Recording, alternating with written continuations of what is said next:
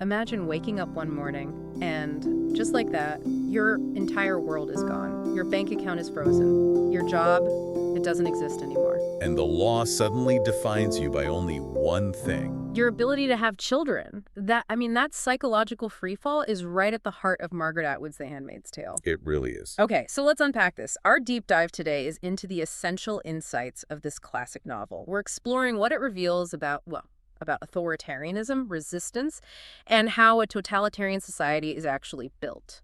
And it's crucial to understand the context here. Gilead doesn't just appear out of nowhere.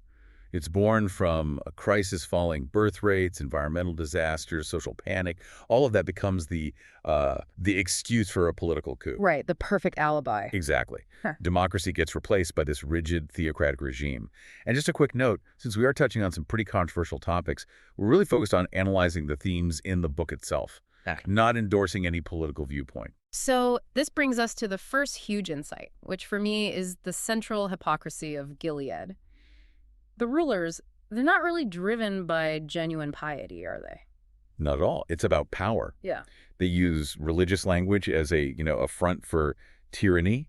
They take a very, very selective reading of the Old Testament to justify total surveillance, public punishment. And reproductive control. Especially that.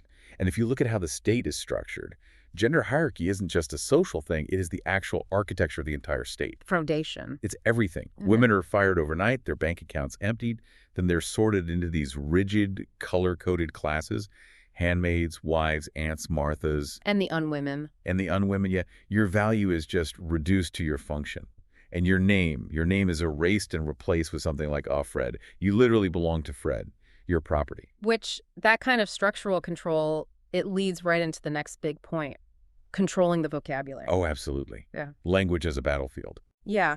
The regime rewrites reality by changing the labels for things. So a public hanging isn't a hanging. It becomes a ritualized salvaging. And banning reading for women is key. It severs them from the pre-Gilead world, from history, and it makes all this cruelty seem somehow normal. Which raises a big question about resistance then. Because if they control the outside world so completely, how do you fight back? Well, Offred's defiance, it has to become internal. It becomes psychological. Her narration, the way it's fragmented, and sometimes she censors herself because of the trauma, that itself is an act of quiet defiance. So just thinking a rebellious thought is resistance. It's the start. By mentally mocking their propaganda or playing with words in her head or just remembering the way things used to be, she's pushing back. She's fighting the colonization of her own mind. It's about preserving a self that they are trying to erase. Okay, that makes sense. You have to keep that internal space alive. It's the first step. It's the prerequisite for any kind of outward rebellion later. And I think this is where it gets really genuinely terrifying. The most chilling part of Gilead isn't the sci-fi stuff, it's how real it all feels. That is the absolute core of it. Atwood famously said she didn't invent anything. She constructed Gilead only using things that had already happened somewhere in history. Like Puritan New England or other modern regimes. Exactly. Which is why the book is a warning, not a prophecy. It's showing us how terrifyingly fast our rights can just evaporate when fear and anxiety meet an organized group that's ready to exploit it. So the novel is forcing you to look at your own world and ask, what little things, what ordinary inequalities could be the seeds for something like this. Yes. And then there's that final twist at the end. The whole book is a historical artifact being analyzed by scholars centuries in the future. Offred's voice salvaged from the past. Which leaves you with a question, doesn't it?